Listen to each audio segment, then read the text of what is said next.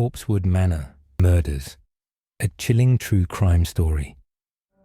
Imagine leaving behind the modern world to build a secluded paradise deep in the woods, only to have it turn into a nightmare. A home tainted by whispers of the occult, strange parties, and ultimately, brutal murder. This is the terrifying story of Corpsewood Manor, a place forever haunted by mystery, madness, and death. A home in the shadows.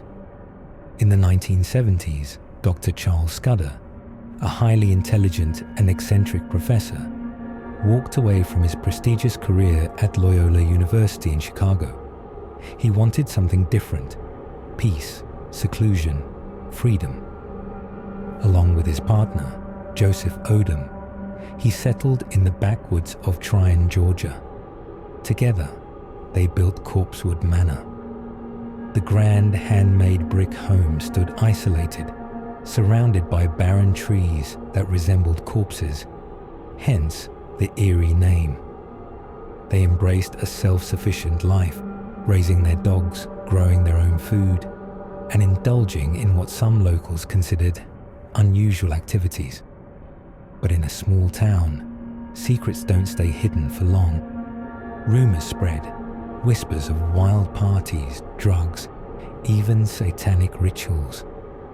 Dr. Scudder's sophisticated manner made him an outsider.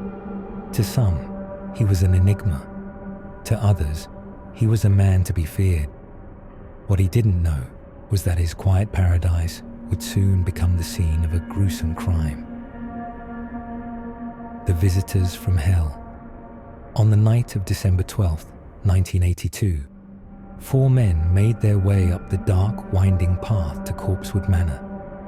Among them were Kenneth Brock and Avery Brock, 2 young men who had attended Dr. Scudder's infamous gatherings. But this night was different. They weren't there to socialize. They were there to rob and kill. With them were Tony West, a hardened criminal, and Joey Wells, a teenager unknowingly dragged into something far darker than he could have imagined. Dr. Scudder and Odom greeted their guests as they always had, offering homemade wine, conversation, and a relaxed atmosphere. But as the night stretched on, the mood shifted. The men weren't there for small talk. They had come armed. Then, without warning, Kenneth Brock raised a rifle. Joseph Odom was the first to die. Multiple gunshots tore through his body, leaving him lifeless on the floor. The couple's beloved dogs were also slaughtered, their bodies left beside him. Dr. Scudder was bound and helpless. He could only watch as his world, his sanctuary, crumbled around him. The last words of Dr. Scudder. What happened next is perhaps the most chilling part of this story. As the gunman turned to him, Dr. Scudder reportedly spoke his final words. "I asked for this." A cryptic statement that has fueled speculation for decades. Did he foresee his own demise? Was it a reference to his past? Or did he believe fate had finally caught up with him?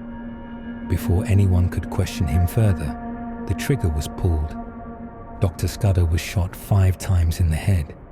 The killers ransacked the house, expecting riches, but they found nothing. No stacks of money, no hidden treasures, just books, art, and the remnants of a simple life. They had murdered for nothing. The aftermath. The 4 men fled, stealing Dr. Scudder's Jeep and leaving behind a house drenched in blood. But their escape wouldn't last long. Authorities quickly tracked them down. Avery Brock and Tony West were arrested, charged, and later sentenced to life in prison. Kenneth Brock pleaded guilty and received a lesser sentence. Joey Wells, the youngest of the group, testified against them, ensuring their fate. As for Corpsewood Manor, it never recovered. The once grand home fell into ruin, abandoned and decaying, its bricks blackened with time. But some say something still lingers. Haunted by the past? Visitors to the site have reported eerie whispers, chilling cold spots, and an overwhelming sense of dread. Could the spirits of Dr. Scudder and Joseph Odom still be there, trapped in the place where their lives were stolen? Or is it simply the weight of a terrible crime that refuses to fade? Fate, superstition, or something more sinister? What do you think? Was this a senseless act of violence, or was something more at play? Let me know in the comments. And if you want more chilling true crime stories, make sure to like, subscribe, and hit that notification bell. As Shirley Jackson once said, "The house was alive with the sound of my breathing, so breathe easy, but never let your guard down." Until next time, stay safe out there.